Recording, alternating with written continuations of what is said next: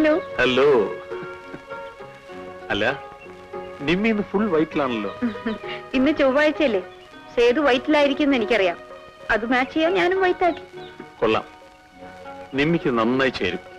നല്ല ഭംഗിയുണ്ട്. അല്ലെങ്കിൽ എനിക്ക് ഭംഗിയില്ലേ? അയ്യോ, ഭംഗിയേ ഉള്ളൂ. സേതു എന്താന്ന് താമസിച്ചത്? ഞാനിത് വായിക്കായിരുന്നു. സേതുവിന് റാങ്ക് കിട്ടും, പ്രൊഫസറും കൂടി അത് പറഞ്ഞു. റാങ്ക് കിട്ടണം, അതിനുവേണ്ടിയാണ് ഞാൻ രാവും പകലും വായിക്കുന്നത്. നിമിക്കറിയാമോ, എന്റെ ജീവിതത്തിലെ ഏറ്റവും വലിയ ലക്ഷ്യം ഒരു IPS നേടുക എന്നുള്ളതാണ്. ഓഹോ, അപ്പൊ ഒരു പോലീസ് ഓഫീസറായി വന്ന് ഇവിടെയൊക്കെ വിലസാനായിരിക്കും സാറിന്റെ പ്ലാൻ. ആ, അല്പം വിലസിലൊക്കെ കാണും. ഇതുപോലെ കൂട്ടം തെറ്റി ഏകാന്തമായ സ്ഥലങ്ങളിൽ കൂടെ പോകുന്ന കോളേജ് കുമാരന്മാരെയും കുമാരികളെയും വാച്ച് ചെയ്യുക, അവരെന്തെങ്കിലും അവിഹിതമായി സംസാരിക്കുകയോ പെരുമാറുകയോ ചെയ്താൽ തട്ടി അകത്താക്കുക. പെണ്ണിനെയോ? നിമ്മിയെല്ലാം ശരിക്കും വായിച്ചിട്ടുണ്ടല്ലോ. പഠിച്ചു, ഇനി എഴുതി തോറ്റാ മതി. അടുക്കളയിലേക്കുള്ള പ്രമോഷനും കിട്ടും. എനിക്കൊന്നും ഓർമ്മ നിൽക്കുന്നില്ല സേതു, തല നിറയെ കളിമണ്ണാണ്. ഏതായാലും നല്ല വളക്കൂറുള്ള മണ്ണ. തലമുടി അങ്ങനെ തഴച്ചു വളരുകയല്ലേ? തലമുടി മാത്രമല്ല, ശരീരവും.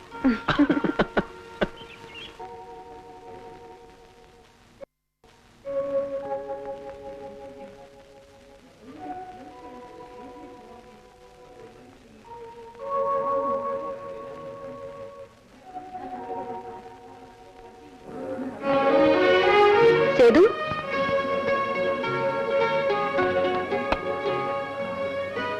എപ്പോഴും വായനയാണ്. പരീക്ഷകളിലേക്ക് കടക്കുന്നതിന് മുൻപ് വെറുതെ. അല്ല, ഇന്ന് അമ്പലത്തിൽ പോയി തോന്നല്ലോ, റാങ്ക് കിട്ടാനായിരിക്കും. അതെ, എനിക്ക് കിട്ടിയില്ലെങ്കിലും സേതുവിന് കിട്ടണേന്ന് പ്രാർത്ഥിക്കാനാ പോയത്. All the best. Thank you. എനിക്ക് വിശ്വസിക്കാൻ കഴിയുന്നില്ല. ഞങ്ങൾ തൊണ്ടിയെടുത്തു കഴിഞ്ഞു. കസ്റ്റഡിയിലെടുത്ത് ക്വസ്റ്റ്യൻ ചെയ്യുമ്പോ അവൻ തന്നെ കിഴി പറയും പോലെ കുറ്റം സമ്മതിക്കും ചെയ്യും. സേതുമാധവൻ, നിങ്ങളെ അന്വേഷിച്ചാണ് ഞങ്ങൾ വന്നത്. എന്താ കാര്യം? നിങ്ങളെ അറസ്റ്റ് ചെയ്തിരിക്കുന്നു. എന്തിന്? നിനക്ക് അറിയാവുന്ന കാര്യം തന്നെ. കസ്റ്റഡിയിലെടുത്ത് ക്വസ്റ്റ്യൻ ചെയ്യാനേ ഏൽക്കൂ. സബ് ഇൻസ്പെക്ടർ, പരീക്ഷ എഴുതുവാൻ സേതുവിനെ അനുവദിക്കണം. MSCക്ക് റാങ്ക് വാങ്ങി ജയിക്കേണ്ട ഒരു സ്റ്റുഡന്റ് ആണ്. ഒരുപക്ഷെ ഈ കോളേജിൽ തന്നെ ഒരു ഉയർന്ന സ്ഥാനം സേതു ഉണ്ടാക്കി തരും. ഈ കോളേജിലെ പ്രൊഫസർ എന്ന നിലയ്ക്ക് എന്റെ ജാമ്യത്തിൽ വിട്ടുകൂടി? നിവർത്തിയില്ല സാർ, ഇത് പോലീസിന് ജാമ്യം തരാവുന്ന കേസല്ല.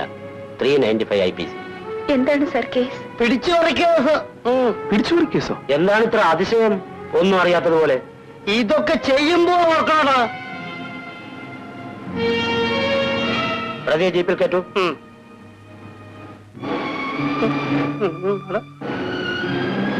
നട.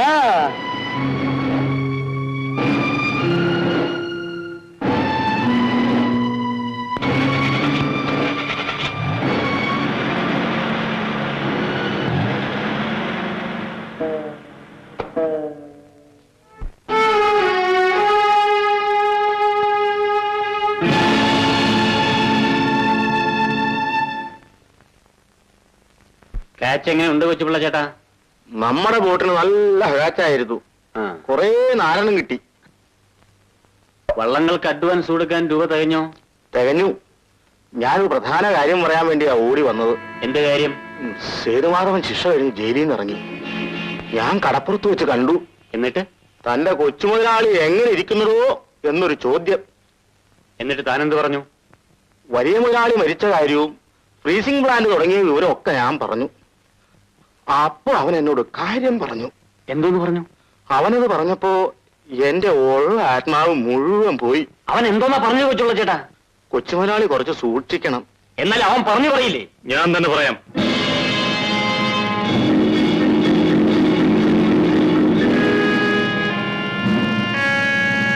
ചെയ്യാത്ത കുറ്റത്തിന് ഞാൻ ജയിലിൽ പോയി. ഇനി കുറ്റം ചെയ്തിട്ട് പോകണം. സേതു, കോടതിയല്ലേ സേതുവിനെ ശിക്ഷിച്ചത്? ഇപ്പോൾ ചെയ്യാൻ പോകുന്ന കുറ്റത്തിനുള്ള ശിക്ഷയും കോടതിയിൽ നിന്ന് വാങ്ങിക്കൊള്ളാം. എന്നെ തൂക്കിക്കൊല്ലാനുള്ള വിധി.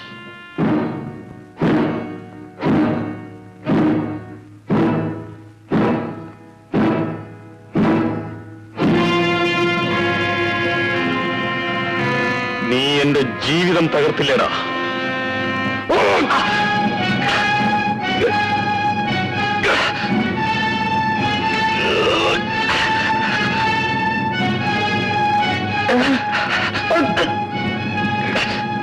സേതു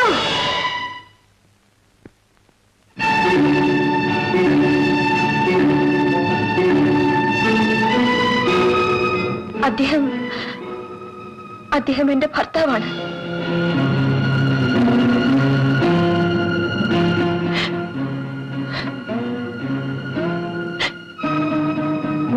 നിമ്മിയുടെ മുൻപിൽ വെച്ച് ഒന്നും ചെയ്യാൻ എനിക്ക് മനസ്സ് വരുന്നില്ല. അതുകൊണ്ട് നീ രക്ഷപ്പെട്ടു എന്നും കരുതണ്ട.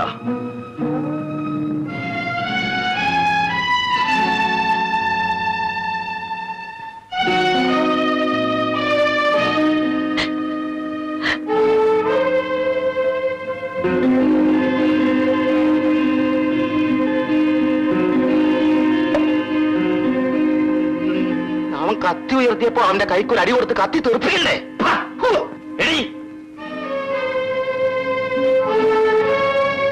സേതു നീയും തമ്മിലുള്ള ബന്ധം എന്താണ്? ഞങ്ങൾ രണ്ടുപേരും ഒരേ കോളേജിൽ ഒരേ ക്ലാസ്സിൽ പഠിച്ചിരുന്നു. നിങ്ങൾ തമ്മിൽ സ്നേഹമായിരുന്നു? ആയിരുന്നു. പ്രേമമായിരുന്നില്ല. എന്നെ പ്രേമിക്കുന്നെന്ന് സേതു ഒരിക്കലും പറഞ്ഞിട്ടുമില്ല. നല്ലവനും സമർത്ഥനുമായ സേതുവിന്റെ ഭാര്യയാകാൻ കഴിഞ്ഞിരുന്നെങ്കിൽ എന്ന് എന്റെ മനസ്സ് ചിലപ്പോൾ ആശിച്ചു കാണും. അല്ലടി, അല്ല. ആശ മാത്രമല്ല, നിങ്ങൾ തമ്മിൽ അടുപ്പത്തിലായിരുന്നിരിക്കും.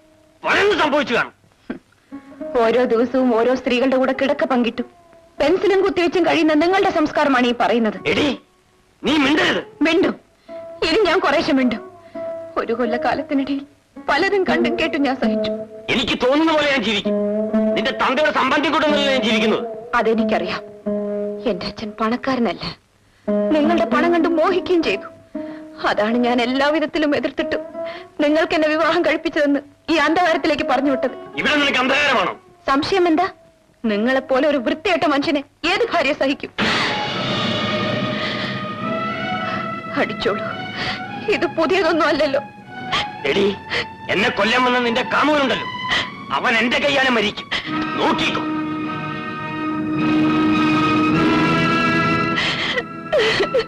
ഏതാ പരശുരാമൻ കോടാലി എറിഞ്ഞു തന്നെയാണ് കേരളം ഉണ്ടാക്കിയെന്നതിന് എവിഡൻസ്. നീ എന്താണ് ചിരിച്ചത്? ഞാൻ സ്വല്പം മറ്റവനെ അടിച്ചെന്ന് വിചാരിച്ചിട്ട് എന്റെ തലക്കൊന്നും പിടിച്ചില്ല. എവിഡൻസ് ഉള്ളതുകൊണ്ടാണ് ഞാൻ അങ്ങനെ പറഞ്ഞത്. എന്നാ കൂട്ടമ്പിള്ള അങ്ങനത്തെ എവിഡൻസ്? ആ കടപ്പുറം വെട്ടിമുറിച്ച പോലെയല്ലേ കിടക്കുന്നത്, എന്തുകൊണ്ട് വളഞ്ഞു പോലെ കിടക്കുന്നില്ല? അതാണ് പരശുരാമൻ കോടാലി കൊണ്ടെറിഞ്ഞ് കേരളം ഉണ്ടാക്കി എന്നതിന്റെ എവിഡൻസ്. അങ്ങനെ തലയധികം മഞ്ഞു കൊള്ളിക്കരുത്.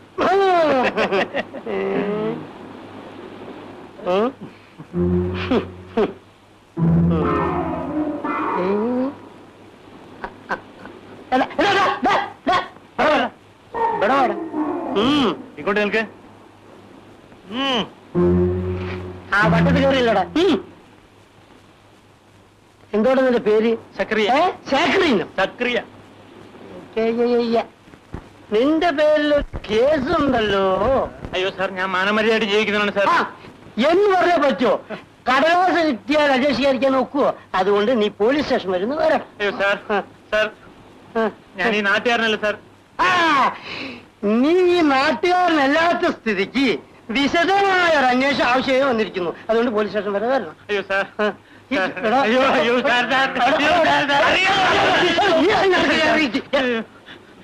എന്തോന്നാണോ നിന്റെ മടിയില്? മാരായുധങ്ങൾ വല്ലോ? 5,000 രൂപയാണ് സാർ. എടത വെളിയില് വെളിയിൽ ഇത്രയും അധികം രൂപ കയ്യിൽ വെച്ചുകൊണ്ടാണോ നീ ഇത്രയും നേരം എന്നെ സംസാരിപ്പിച്ചത്? ചില്ലറ കൂടി പിന്നെ കസ്റ്റഡിയിലെടുത്ത് ക്വസ്റ്റ്യൻ ചെയ്യണ്ടായിരുന്നു. ഇപ്പൊ ഞാൻ വിട്ടിരിക്കുന്നപ്പോ പരശുരാമൻ കോടാലി എറിഞ്ഞ് കേരളം ഉണ്ടാക്കി. ബ്രാഹ്മണർക്കും അവർക്ക് വേണ്ടതെല്ലാം ചെയ്തു കൊടുക്കുന്ന ഞങ്ങൾ നായന്മാർക്കും കൂടി തന്നു. ഞങ്ങൾക്കും തന്നില്ല. അതാണ് നിങ്ങൾക്കൊക്കെ തന്നത് ബ്രാഹ്മണരും ഞങ്ങൾ നായന്മാരും കൂടിയാണ്. മഹാബാബയുടെ നല്ല ഇടുത്തി വീഴും. ആരെയാണോ താൻ ശവിക്കുന്നത്? ഞാനൊരു വഴിക്ക് പോവായിരുന്നു. പോകുന്ന വഴി വെച്ച് 2 പോലീസുകാർ തടഞ്ഞിരുത്തി കയ്യിലുള്ള 20 രൂപ അങ്ങ് മേടിച്ചു. ആയിരിക്കും, വേറെ ആരും അങ്ങനെ ചെയ്യില്ല. അയാൾ ഇന്നലെ ഭാർഗവേരിയത്തിയുടെ മകൾ റാണിയുടെ കൈക്കേറി പിടിച്ചെന്നേ. ഇക്കാലത്തും ഇവിടുത്തെ നടക്കുന്നുണ്ടോ? ഇത് കുഗ്രാമമല്ലേ? കുട്ടൻപിള്ളയും ഇൻസ്പെക്ടർ ശിവരാമൻ നായരും എന്ത് വൃത്തിയോട് കാണിച്ചാലും അവരെ സഹായിക്കാൻ ഷാജി മുതലുണ്ട്. അതുകൊണ്ടല്ലേ അവർക്കൂടെ സ്ഥലം മാറ്റം പോലും ഇല്ലാത്തത്. നല്ല ചുണയുള്ള ചെറുപ്പക്കാരിലഞ്ഞിട്ടാണ് യവന്മാരി വൃത്തിയോടെല്ലാം കാണിക്കുന്നത്. സാർ ഏതാ? മൊയ്തീൻ എന്നെ മനസ്സിലായില്ലേ? ഞാൻ ശങ്കരൻ മാസ്റ്റർ മകനാണ്. കള്ളനായി ജയിലിൽ പോയ സേതു. കണ്ടിട്ട് മനസ്സിലായില്ല. ആള് വല്ലാതെ അങ്ങ് ക്ഷീണിച്ചു. താടിയും മുടിയും വളർന്നുകൊണ്ട് ഒട്ടും മനസ്സിലായില്ല. പോകുമ്പോ താടിയില്ലായിരുന്നല്ലോ. ഇതുമില്ലായിരിക്കും.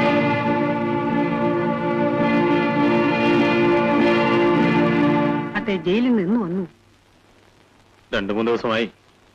താമസിയാതെ തന്നെ തിരിച്ചങ്ങോട്ട് പോകും.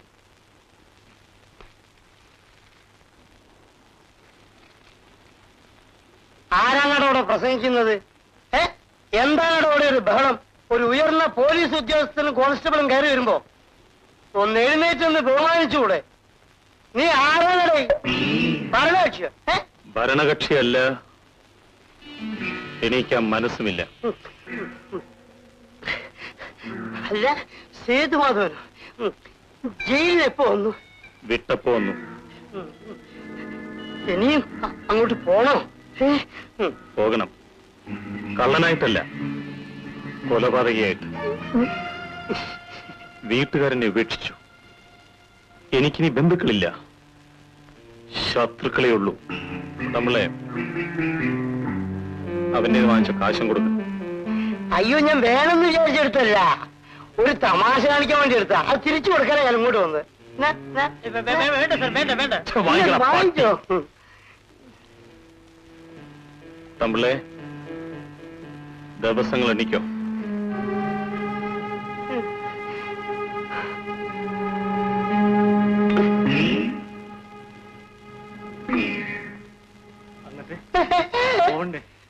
ഒടുക്കത്തെ പോക്ക.